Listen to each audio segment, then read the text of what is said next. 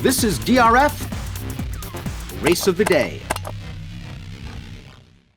Hi, everybody. Dan Illman and Mike Beer, the DRF Race of the Day for Friday, February the 19th, race number 7 at Aqueduct. Let's throw up the field for this one-turn mile New York bred allowance race. It's an entry-level allowance, and you can download free formulator past performances for this race on the Race of the Day event page at drf.com. Access them, handicap along with us. We're hoping to get this race and this card in because there's going to be some nasty weather in New York over the next few days. Yeah, I guess we'll just see what happens. Hopefully they get to run it. It's sort of an interesting race, Dan. You can see that the 4 there, Cold Hard Cash, is a clear-cut morning line favorite. And listen, that horse to me is way the horse to beat in here. I don't know how much faith I really have in him, but man, he's a little bit of a standout here on figures. Certainly on figures, but I can understand what you're saying. 4 second-place finishes from 9 lifetime starts. We throw up the Timeform US pace projector for this race. You see a bunched-up group in a blue bar scenario, and in Timeform US parlance, that means that this race could favor horses on or near the early lead. Too early, like the 4 Cold Hard Cash, trained by Linda Rice, has speed. The 6 Beach Access has a little bit of speed, but boy, if the rail continues to play as well as it's been playing lately at Aqueduct, you've got to send the 2 Hold My Call from the inside. Yeah, the rail has been the place to be for the last few days, or it was anyway before the 2-day break here. So, we'll see if it's still playing that way on Thursday. It's something to certainly pay attention to. You'll have plenty of time if they get this card in, as this is race number 7. To me, the key to this pace projector, Dan, is the 8 Magnetron. He's a horse who, I think on his overall form, you wouldn't think of him as a speed, but since Rob Atras has taken over, this horse has shown speed, and I think they'll show it again. That's a very good point. Manny Franco has really ridden him aggressively in his last couple of races, especially last time out. I wouldn't be surprised if that horse is on or near the lead. Hold My Call. Maybe it was just the drop back into New York breds that perked this horse up, because he ran a lot better than expected in this race. His return to Aqueduct for trainer Robert Moscow. There was a big favorite in this race, Prince of Pharaohs, and Hold My Call was up close to a pretty solid pace. He made a prolonged bid. He's going to put away this favorite, and he's just going to get run down late by a couple of horses. I thought it was a solid performance, and from a buyer's standpoint, he's real close to par. Listen, he ran well, and it seems like he's improved for this trainer. Dan, I just have to take the position of I want to see it again off of that race. Not only, as you mentioned, did Prince of Pharaohs just absolutely bomb at a short price, but man, the horse that won that race positively, he was the longest shot on the board. He's just not that good. But somehow he managed to get it done. I can't take horses out of that race, but this horse ran well in there. Number 1, Terrigan improved, switching back to dirt, caught a muddy track in the race we're going to see right now. Now, this is an open $16,000 now winners of 2 life. Terrigan is on the outside, catches a sharp horse. Doubly Blessed would win this race. Then Doubly Blessed would come back and win an open 50,000 starter with an 84 buyer. Terrigan ran well. This race produced another next out winner as well as Doubly Blessed, but this is the kind of horse that needs some pace help up front. Yeah, he does. I thought he ran well in this race too, Dan. That Doubly Blessed, he was going nowhere on turf early in his career. Mike Maker switched him over to dirt, and he looks like a totally different horse. I thought Terrigan ran well to be second to him. He's up in class, but he's off the claim for Rudy. I've always had a little bit of a thing for this horse, Dan. I do think he's pretty good, and I won't be surprised if he takes a step forward here.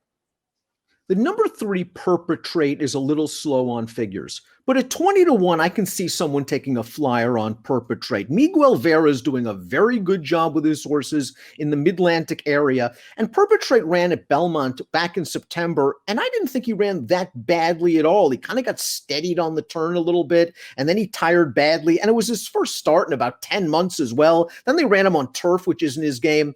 Vera found a very nice spot at Laurel last time out, going the 1-turn mile over a wet track. Let's watch that race right now. And Perpetrate was in behind horses for Carol Cedeno, going to get to the outside. The race came back slow, and the 3rd place finisher, Martini Lane, just doesn't like to win, would come back and run second again with a 66 buyer.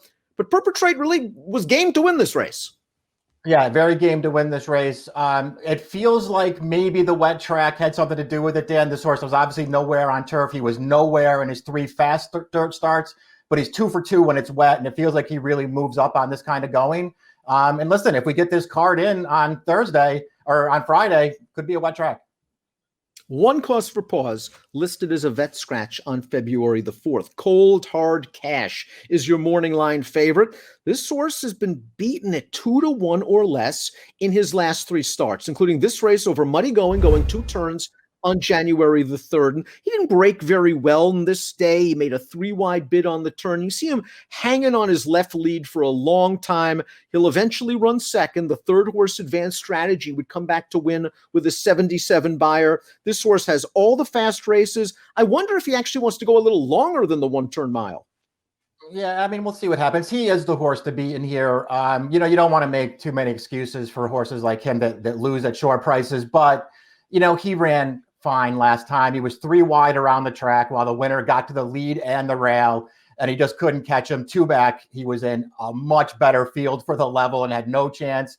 And he ran well. 3 back, Dan. That's a 1-turn mile on the 16th at Belmont. He ran well that day. He hooked up with 6%. He just missed at the end, 86 buyer. Again, he's the horse to beat in here. He's just not one that, I would, put a lot of faith in at a short price. Is it too early to give up on the 5 Rift Valley? A $600,000 son of Pioneer of the Nile came from way off the pace to win 2 starts back. And I was a little surprised that they rode him a lot more aggressively last time out, got him close to the pace. Maybe that's not his style. Then again, if they revert to closing tactics, he's going to need pace help, and Timeform US doesn't believe that's going to happen. Yeah, I mean, we'll see what happens. I do think it's too early to give up on him. But man, he really did bomb last time. They did get more aggressive with him. You're right. They put him up close to the pace. He was bad in there, though. That field came for him. He was no match coming into the stretch, and he totally gave it up. I did not like that performance. I did like his first 2 starts, though. He was very green first time out. It looked like a very useful run to me, and he did improve. He came from way out of it to break his maiden 2 starts back. I think this horse is actually okay. I can see giving him another chance, but he has to be a price. Beach Access, the number 6, will be a price, 15-1 on the morning line. Didn't do much running. First start off the Chris Engelhart Claim, was in for 25 that day. These are actually tougher. Yeah, he to me just looks like a horse who's in a little bit too tough in a race like this. He has a couple of figures that would give him a chance in here. I think this is going to be too tough a spot for him.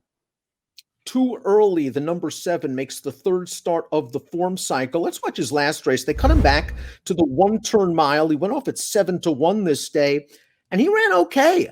He's in the green and white. He's battling it out with Advanced Strategy. Advanced Strategy will get the better of him and then would come back to run 3rd with an 86 buyer speed figure. Too early is lightly raced. He has upside.